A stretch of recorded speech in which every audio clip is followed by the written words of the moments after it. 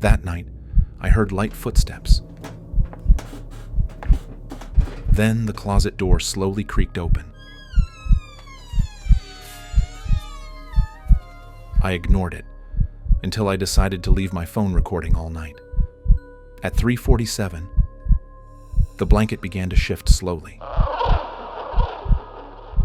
And then, from the darkness beneath the bed, a terrifying hand with long fingers crawled silently across the cold floor.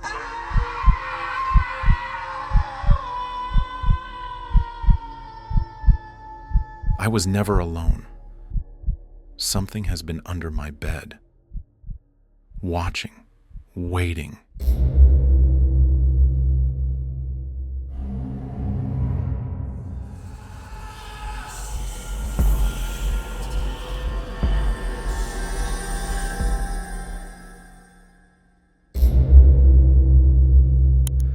I am Lucas, and this is my story. I was never one of those who believed in superstitions or mysterious phenomena. My life was simple, routine, and devoid of anything that sparked concern or suspicion. I live alone in a small apartment I recently rented, spending most of my time between work and returning home to rest. But about a week ago, I started noticing strange things for which I found no logical explanation. One night I came home late, exhausted after a long workday. All I wanted was to throw myself on the bed and fall asleep immediately. But as soon as I opened my bedroom door, I froze in place. The bed was not as I had left it. When I left in the morning, I was sure I had made it neatly. But now the blanket was crumpled as if someone had lain on it. A chill ran through my body, but I tried to find a logical explanation. Maybe I hadn't made it properly. Perhaps the blanket moved due to a draft. I convinced myself of that, ignored it, and lay down to sleep. But sleep didn't come easily that night. I felt a strange unease. I don't know how to describe it, but it was truly frightening. And the next night, everything began to worsen. When I returned home, I noticed another thing that made me suspect something unnatural was happening. The cup of tea I had left full on the table in the morning was completely empty. I hadn't drunk from it. There was no one else in the apartment. So, who drank it? I began to feel uneasy. I checked the doors and windows. Everything was securely locked. There was no sign of anyone else. Maybe I was starting to lose my mind.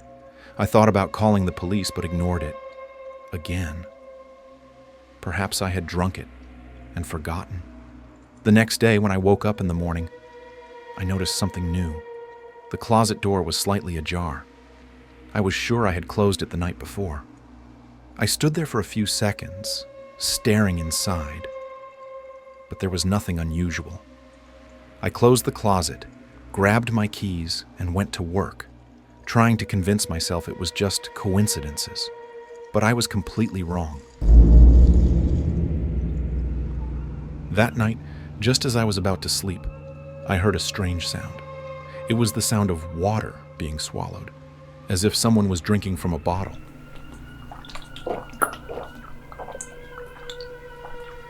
I opened my eyes quickly, grabbed my phone, and turned on the light. I looked at the table beside me. The bottle, that had been full before I went to sleep, was now empty. I felt my heart race, sitting up in bed, staring around me, trying to find a logical explanation. But I found nothing. Could I have drunk the water in my sleep? Impossible. I had never done that. Now it was no longer just coincidences. Something was happening in my apartment, but I couldn't understand it yet.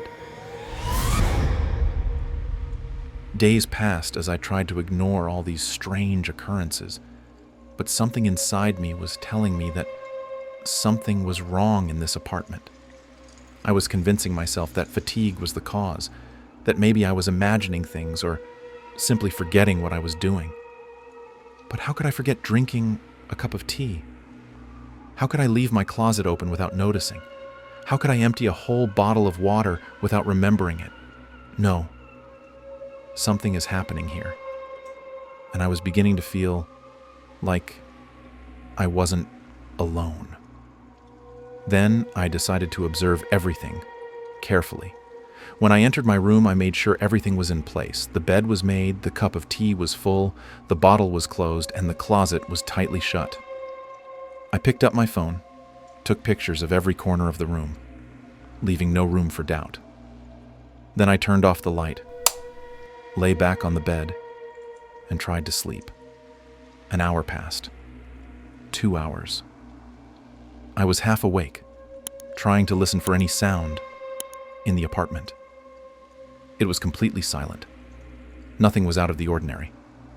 But suddenly, tap, a faint sound, barely audible. I opened my eyes instantly. The sound was coming from the corner of the room.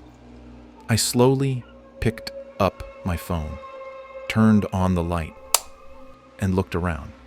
Everything seemed normal until I glanced at the table beside the bed. The cup of tea was half empty. I froze in place, staring at the cup, unable to comprehend what I was seeing. I swear I hadn't moved from my spot, and no one had approached the table.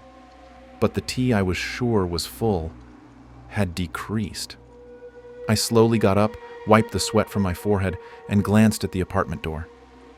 It was still closed. I tried to breathe deeply, but a cold feeling began to creep into my chest. Then a thought struck me.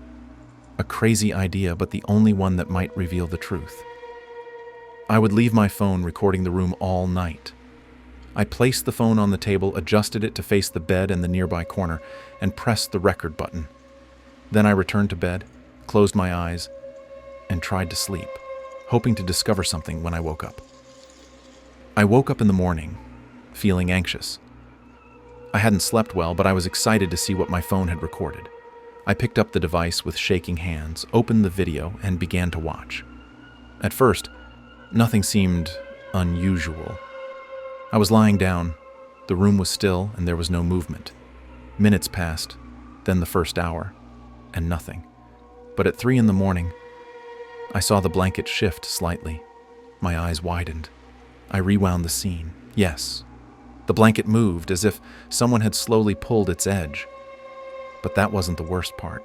At 3:47, I saw something that made my blood run cold. From under the bed, a hand emerged. A human hand, slender with long fingers, crawled slowly across the floor before disappearing quickly back under the bed.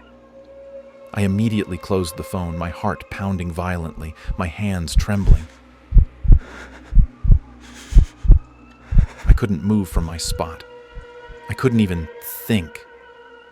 There was someone under my bed, someone watching me, someone who had been sleeping in the same room with me all this time.